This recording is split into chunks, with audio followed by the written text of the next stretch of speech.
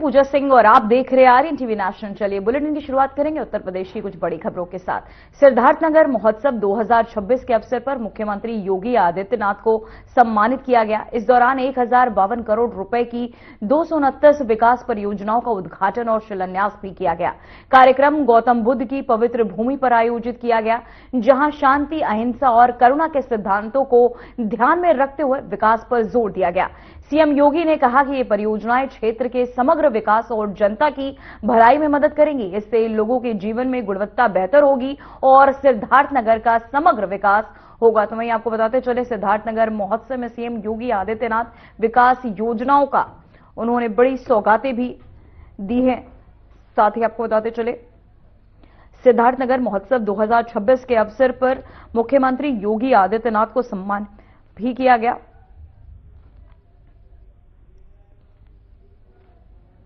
तो वहीं आपको बताते चले, इस दौरान 1052 करोड़ रुपए की 229 विकास परियोजनाओं का उद्घाटन और शिलान्यास भी सीएम योगी आदित्यनाथ ने किया।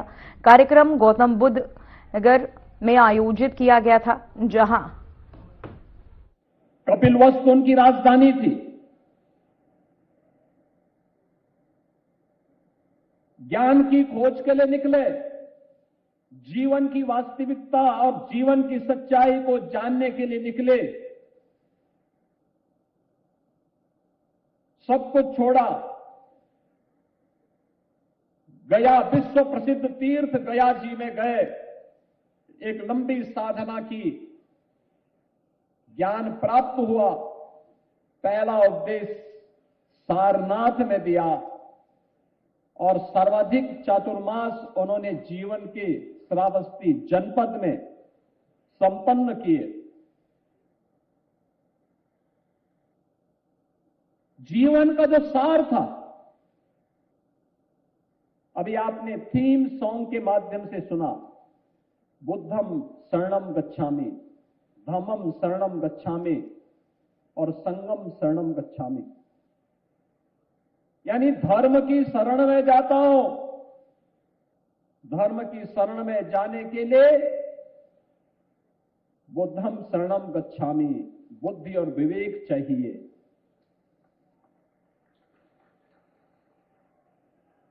बुद्धि और विवेक होगा और साथ साथ संगठन होगा। याद रखना, शक्ति असुरों के हाथों में आती है तो विध्वंस करेगा, शक्ति देवों के हाथों में आएगी तो सकारात्मक ऊर्जा से लोगों के जीवन में व्यापक परिवर्तन का कारण बनेगी। और यही तो कारण डबल इंजन सरकार भी आज आपके जीवन में करने का प्रयास कर रही है। बहनों और भाइयों, ये विकास यही है। विकास सिद्धार्थनगर जनपद आकांक्षी जनपद क्यों था?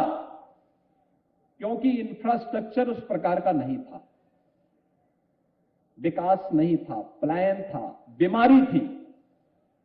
बीमार मानसिकता के लोगों ने जनपद सिद्धार्थनगर को, पूर्वी उत्तर प्रदेश को बीमार बना दिया था, मच्छर और माफिया के आगोश में ला दिया था।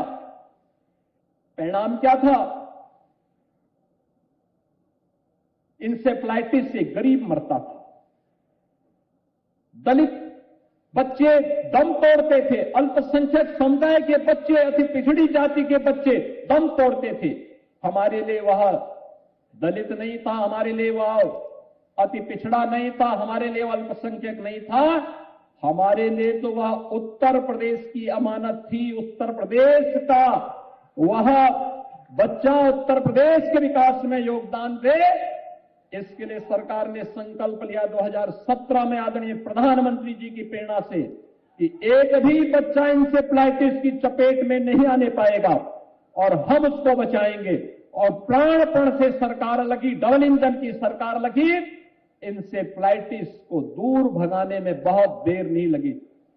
दशकों की बीमारी कुछ ही वर्षों में समाप्त कर दी गई। विकास का आधार गांव होना चाहिए, गरीब होना चाहिए, किसान होना चाहिए, युवा होना चाहिए, अन्नदाता किसान होना चाहिए। बिना भेदभाव के समाज के हर एक तबके को बनाया जाना चाहिए। और बहनों और भाइयों, उसी भाव के साथ सरकार ने इस अभियान को आगे बढ़ाया और मैं इसी बात के लिए कहूंगा कि आज से सिद्धार्थनगर महोत्सव प्रारंभ हो रहा है। इस सिद्धार्थनगर महोत्सव यहां के 14 विकास खंडों, 2 नगर पालिकाओं में, नगर पंचायतों में परस्पर प्रतिस्पर्धा के साथ साथ वहां के कलाकारों को, वहां के अन्नदाता किसानों को, वहां के नौजवानों को, वहां की संस्थाओं को, वहां के प्रत्येक तबके के उन लोगों को जिन्होंने कुछ अच्छा किया, ग्राम पंचायतों ने भी अच्छा किया होगा, क्षेत्र पंचायतों ने अच्छा किया होगा।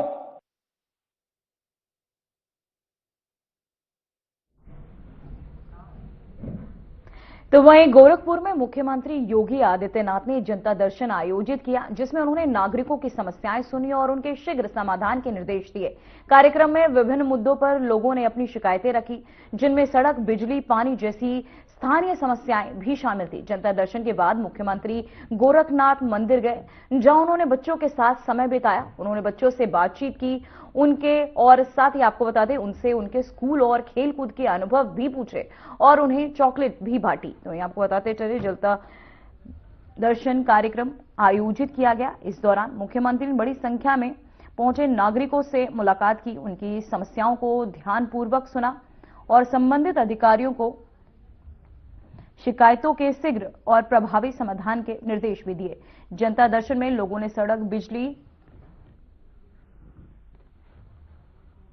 तो वहीं सीएम योगी ने लगाया जनता दर्शन कार्यक्रम, जहां बच्चों के साथ खेलते दिखे सीएम योगी आदित्यनाथ। आपकी टीवी स्क्रीन पर ये 2 तस्वीरें हम दिखा रहे हैं, जहां सीएम योगी ने लगाया जनता दर्शन, बच्चों के साथ खेलते दिखे सीएम योगी आदित्यनाथ। जहां तस्वीरों के जरिए आप देख सकते हैं बच्चों के साथ संवाद कर उन्हें चॉकलेट भी बांटी सीएम योगी आदित्यनाथ ने। जहां जनता दर्शन कार्यक्रम के बाद मुख्यमंत्री योगी आदित्यनाथ गोरखनाथ मंदिर पहुंचे, जहां उन्होंने बच्चों के साथ समय भी बिताया।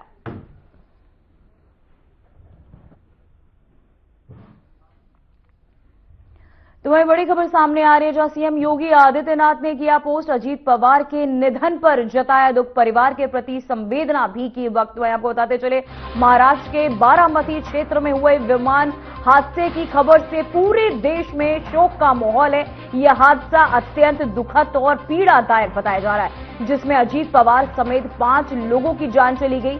सीएम योगी ने अजीत पवार के निधन पर गहरा शोक व्यक्त किया और परिवार के प्रति संवेदना व्यक्त की है। तो वहीं आपको बताते चले सीएम योगी आदित्यनाथ ने किया पोस्ट, अजीत पवार के निधन पर सीएम ने जताया दुख, साथ ही परिवार के प्रति अपनी संवेदनाएं भी व्यक्त की। तो वहीं आपको बताते चले खबर सामने आ रही है, जहां सीएम योगी आदित्यनाथ ने किया पोस्ट, साथ ही अजीत पवार के निधन पर दुख भी जताया, परिवार के प्रति अपनी संवेदनाएं भी व्यक्त की। महाराष्ट्र के बारामती क्षेत्र में हुए विमान हादसे की खबर से पूरे देश में शोक का माहौल है। यह हादसा अत्यंत दुखद और पीड़ादायक बताया जा रहा है, जिसमें अजीत पवार समेत 5 लोगों की जान चली गई।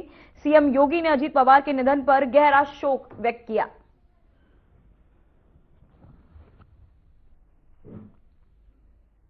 तो वहीं आपको बताते चले, आपको हम खबरें दिखा रहे थे, जहां अजीत पवार के निधन पर गहरा शोक व्यक्त किया सीएम योगी आदित्यनाथ ने, साथ ही डिप्टी सीएम के निधन पर दुख जताए। केशव प्रसाद मौर्य ने अर्पित की श्रद्धांजलि, ब्रजेश पाठक ने गहरी संवेदनाएं व्यक्त की। तो वहीं आपको बता दें महाराष्ट्र के उप मुख्यमंत्री अजीत पवार का विमान लैंडिंग के दौरान दुर्घटनाग्रस्त हो गया, जिसमें उनकी दुखद मृत्यु हो गई। यह घटना सभी के लिए एक बड़ा झटका है। उत्तर प्रदेश के उप मुख्यमंत्री केशव प्रसाद मौर्य ने इस हादसे पर गहरा शोक व्यक्त किया और पवार के प्रति अपनी श्रद्धांजलि भी अर्पित की। उन्होंने कहा कि पवार का निधन एक गंभीर क्षति है और साथ ही उप मुख्यमंत्री ब्रजेश पाठक ने भी शोक व्यक्त किया और परिवार और सहयोगियों के लिए प्रार्थनाएं भी की। उन्होंने कहा कि इस मुश्किल के समय में उनके परिवार के साथ खड़े हैं। तो वहीं आपको बताते चले अजीत पवार का विमान हादसे में मौत, जहां डिप्टी सीएम ने निधन पर जताया दुख, केशव प्रसाद मौर्य ने अर्पित की श्रद्धांजलि, ब्रजेश पाठक ने गहरी संवेदनाएं भी व्यक्त की। इस प्रकार से कोई घटना दुर्घटना हो जाएगी ऐसी कोई कल्पना भी नहीं कर सकता, लेकिन चुनाव प्रचार के लिए वह बारामती क्षेत्र में गए थे और बता रहे हैं कि लैंडिंग के समय विमान दुर्घटनाग्रस्त हो गया। वह और उनके साथ जितने भी लोग विमान में सवार थे उनका दुखद निधन हुआ है। मैं अजीत पवार जी और जो भी उस दुर्घटना में मारे गए उनको अपनी विनम्र श्रद्धांजलि अर्पित करता हूं और भगवान से बारंबार प्रार्थना करता हूं कि उन्हें अपने चरणों में स्थान दें। उनके परिजनों को, महाराष्ट्र की जनता को यह दुख सहने की सामर्थ्य प्रदान करें। दुखद समाचार महाराष्ट्र से प्राप्त हो रहा है। प्लेन दुर्घटना में महाराष्ट्र के माननीय उप मुख्यमंत्री श्री अजीत पवार जी के बारे में दुखद सूचना प्राप्त हो रही है। बहुत ही हृदय विदारक घटना है।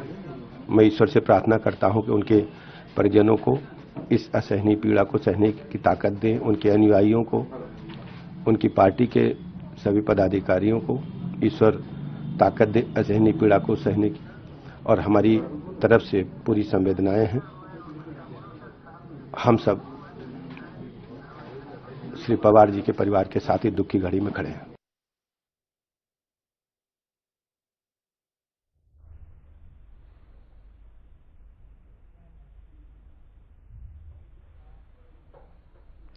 तो वहीं समाजवादी पार्टी के प्रमुख अखिलेश यादव ने अजीत पवार के निधन पर गहरा शोक व्यक्त किया।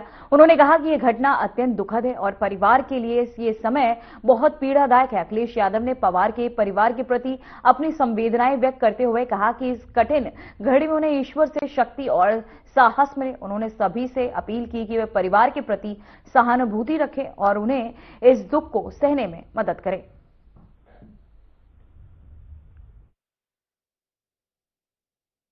बहुत दुखद है जो घटना हुई है, जिसमें जो खबर आ रही है, जो जानकारी मिली है, पवार परिवार के लिए बहुत दुखद घड़ी है। इस समय मैं यही प्रार्थना कर सकता हूं प्रभु से, भगवान से, कि ये जो दुख आया है इसकी सहन करने की शक्ति मिले।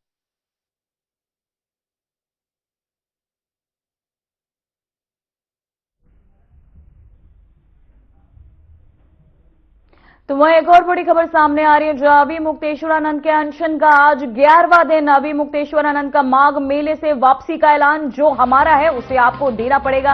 अभी मुक्तेश्वरानंद का यह बयान जो है सामने आया। शंकराचार्य स्वामी अभी मुक्तेश्वरानंद ने माघ मेले में संगम स्नान किए बिना वापस लौटने का निर्णय किया। उन्होंने कहा कि जो उनका अधिकार है वो देना पड़ेगा। स्वामी अभी मुक्तेश्वरानंद ने बताया कि असली मुद्दा वो था जिसके लिए वे 10 दिन तक अनशन पर बैठे। साथ ही आपको बताते चले शांतिपूर्वक बैठे रहे। उन्होंने संबंधित पक्ष को पर्याप्त समय दिया और वे अपनी गलती स्वीकार कर या माफी मांगे, ये उनकी मांग, जिसे लेकर आपको बताते चले खबर सामने आ रही है।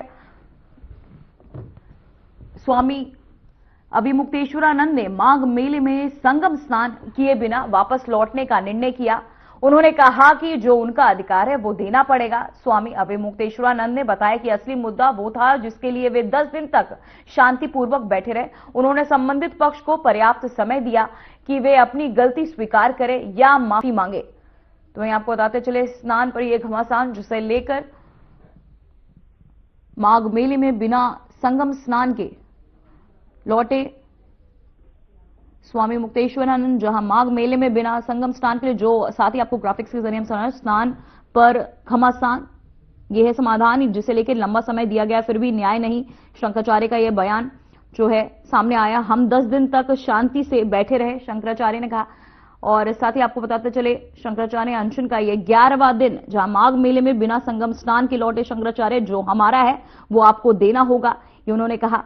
वहीं स्नान पर यह घमासान जो है लगातार देखने को मिल रही है। लंबा समय दिया गया फिर भी न्याय नहीं, शंकराचार्य का यह बयान, जहां हम 10 दिन तक शांति से बैठे रहे, अब बिना संगम स्नान के लौट रहे हैं वापस।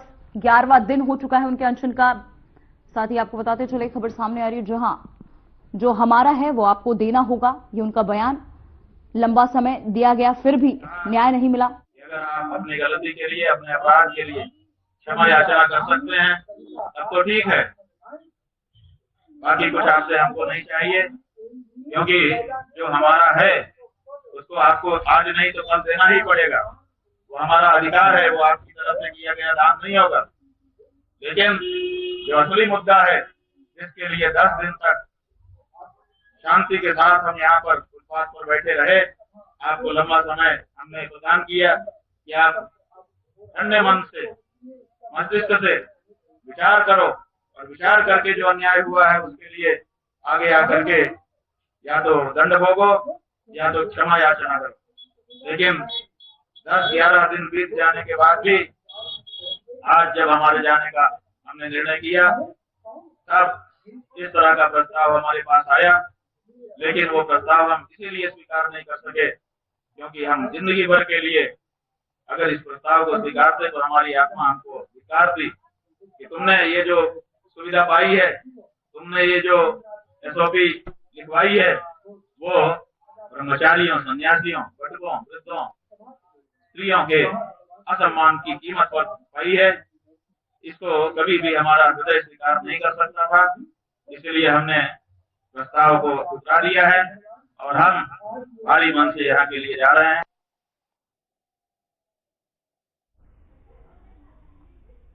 तो वहीं वाराणसी से बड़ी खबर सामने आ रही, जहां कोडिन कप सिरप का मामला सोम को पकड़ा गया। विकास आकाश अंकित को गिरफ्तार किया गया। विकास आकाश पर 50-50 हजार का था इनाम। नेपाल भागने की फिराक में थे आरोपी। लंबे समय से तीनों की तलाश। वाराणसी पुलिस और एसआईटी ने यूपी के सिद्धार्थनगर से कोडिन यू कप सिरप मामले में 3 आरोपियों को गिरफ्तार किया। विकास और आकाश पर 50,000 रुपए का इनाम घोषित किया गया था और ये सभी आरोपी काफी समय से वंचित थे। गिरफ्तार आरोपियों का मुख्य आरोपी शुभम जायसवाल से करीबी रिश्ता है और अवैध लेन देन में भी शामिल थे।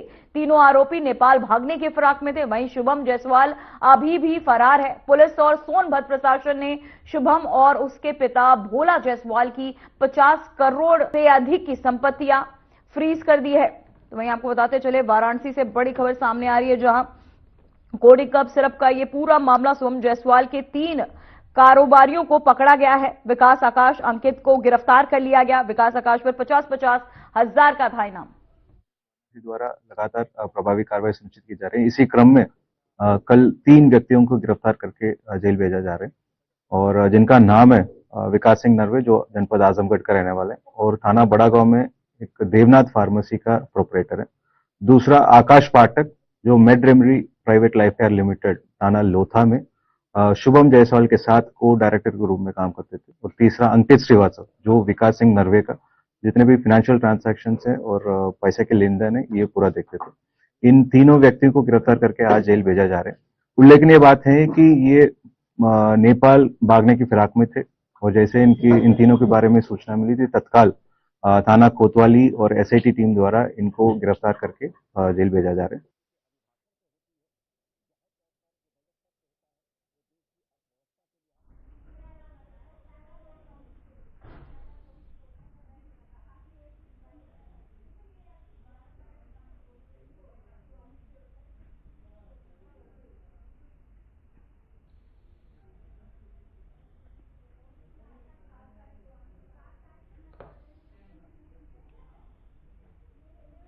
तो वहीं बड़ी खबर सामने आ रही है, जो कानपुर पुलिस का ऑपरेशन महाकाल भूमाफिया गजेंद्र सिंह के खिलाफ एक और केस रिटायर्ड टीचर ने दर्ज कराया मुकदमा। तो वहीं आपको बताते चले, कानपुर पुलिस ने ऑपरेशन महाकाल के तहत भूमाफिया गजेंद्र सिंह के खिलाफ एक और मामला दर्ज किया है। ये शिकायत एक रिटायर्ड शिक्षक ने की थी, जिन्होंने आरोप लगाया कि गजेंद्र सिंह अवैध तरीके से जमीन पर कब्जा कर रहा था। पुलिस ने मामले की गंभीरता को देखते हुए तुरंत कार्यवाही की और जांच शुरू कर दी है। तो वहीं आपको बताते चले, खबर सामने आ रही है, जहां यूपी में शहर शहर तेज रफ्तार का कहर लगातार देखने को मिल रहा है। बिजनौर से लेकर सीतापुर तक ये कहर देखने को मिल रहा है।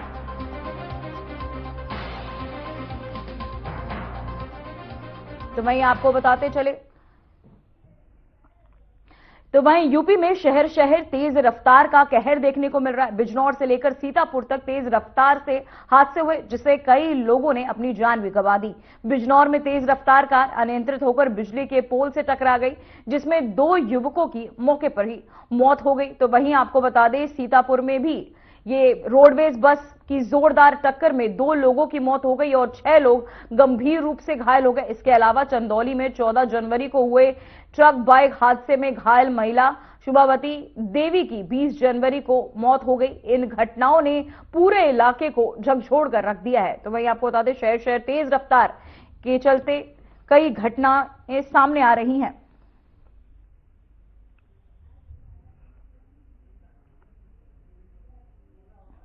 तो भाई आपके टीवी स्क्रीन पर ये तीन तस्वीरें जहां बिजनौर, सीतापुर, चंदौली से जहां तेज रफ्तार का कहर देखने को मिल रहा है। यूपी में शहर शहर तेज रफ्तार का ये कहर लगातार देखने को मिल रहा है। बिजनौर से लेकर सीतापुर तक तेज रफ्तार से हादसे हुए, जिसमें कई लोगों ने अपनी जान गंवा दी। बिजनौर में तेज रफ्तार कार अनियंत्रित होकर बिजली के पोल से टकरा गई, जिसमें 2 युवकों की मौके पर ही मौत हो गई। तो वहीं सीतापुर में रोडवेज बस की जोरदार टक्कर में 2 लोगों की मौत और 6 लोग गंभीर रूप से घायल। इसके अलावा चंदौली में 14 जनवरी को हुए ट्रक बाइक हादसे में घायल महिला शुभावती देवी की 20 जनवरी को मौत हो गई। इन घटनाओं ने पूरे इलाके को झकझोर कर रख दिया है। तो वहीं तस्वीरें दिखा रहे हैं हम बिजनौर, सीतापुर, चंदौली से, जहां यह हादसे देखने को मिले। पुलिस के द्वारा कि बाबूकोट क्षेत्र में मिश्रिक रोड पर एक दुर्घटना हुई है, जिसमें 2 बसें आपस में टकरा गई थी किसी ट्रैक्टर ट्रॉली से, जिसमें 8 लोगों के घायल होने की सूचना मिली थी।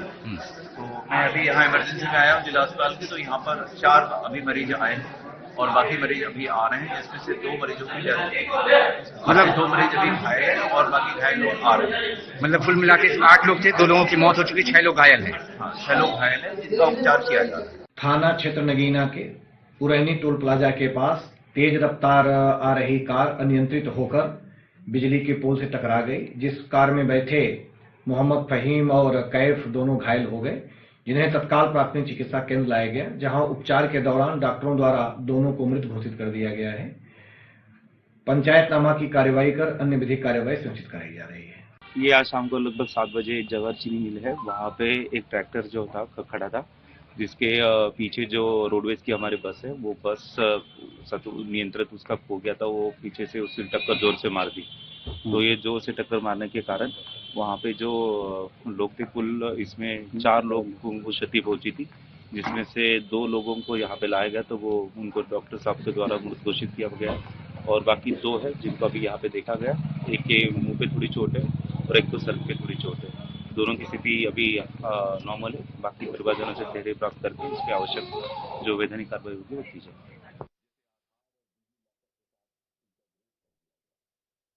चंदौली के नौगढ़ तहसील में प्राथमिक विद्यालय जय मोइनी पोस्ता ने बच्चों को पिछले 15 दिनों से मिड डे मील नहीं मिला, उसकी शिकायत दर्ज कराई। वहीं एसडीएम विकास मित्तल ने औचक निरीक्षण किया। जांच में पता चला कि प्रधानपति और सहायक अध्यापक संतोष यादव पर गंभीर धांधली और धौंस जमाकर काम करने के आरोप है। 6 शिक्षकों में से 5 शिक्षक निरीक्षण के समय अनुपस्थित मिले। खंड शिक्षा अधिकारी की शह पर शिक्षक मनमानी कर रहे थे। वहीं एसडीएम ने सभी से कारण बताओ नोटिस जारी करते हुए 1 दिन का वेतन रोका।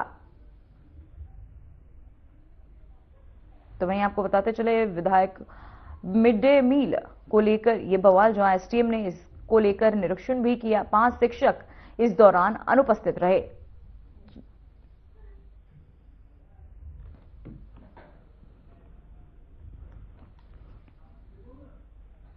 फिलहाल उत्तर प्रदेश की खबरों में इतना ही। बने रहिए आरएन टीवी नेशनल के साथ। मुझे दीजिए इजाजत। नमस्कार।